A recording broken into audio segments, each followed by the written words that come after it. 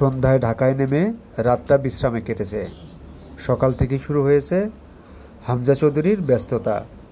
একটি mobile operator কোম্পানির brand ambassador হতে গিয়েছেন। স্বাক্ষরের পর কথা বলেছেন সাংবাদিকদের সাথে। সেখানে দর্শকদের সেলফির আবদার মিটিয়েছেন, কেউ কেউ ভিডিও তুলেছেন। তবে কোনো বিরক্তির ছাপ নেই লেস্টার সিটির তারকার চোখে মুখে, যেন সব কিছু তিনি উপভোগই করেন। সেটিও জানান, বাংলাদেশে আসেন, যতবারই দেখেন মানুষের এই ভালোবাসা, ততবারই তিনি সেটি উপভোগ করেন। আর এই ভালোবাসার কারণেই তিনি বাংলাদেশে বারবার ফিরে আসতে চান বলে জানিয়েছেন।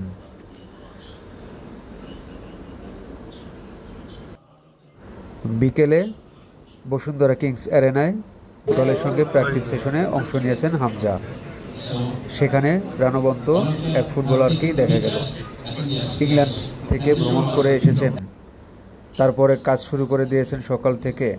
সেটি তার চোখে মুখে মোটেও দেখা গেল না, বরং উজ্জীবিত এক ফুটবলারকেই এদিন মাঠে দেখা গেছে। সব ঠিক থাকলে আগামীকাল নেপালের বিপক্ষে ম্যাচ খেলবেন হামজা চৌধুরী। এরপর 18 নভেম্বর ভারতের বিপক্ষে এই বছরের শেষ ম্যাচটি খেলবে Bangladesh.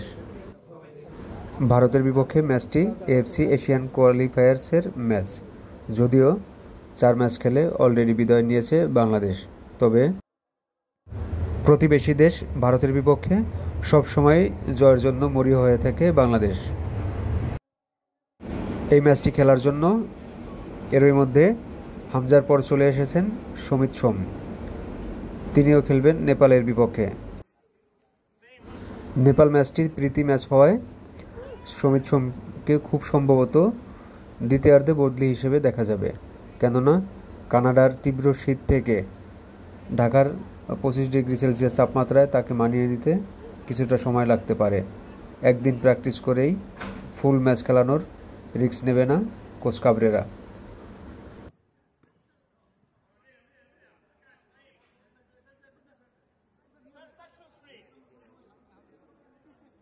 Vamos, vamos, vamos, vamos. Just keep adding mobility, guys, what you need. Keep adding mobility, okay? Stick to stick. Free mobility action. One leg, both legs, backwards, okay? Keep changing keep mobility. Vamos. Movements, stick to stick. Vamos, one more per group. Vamos, vamos, vamos, vamos.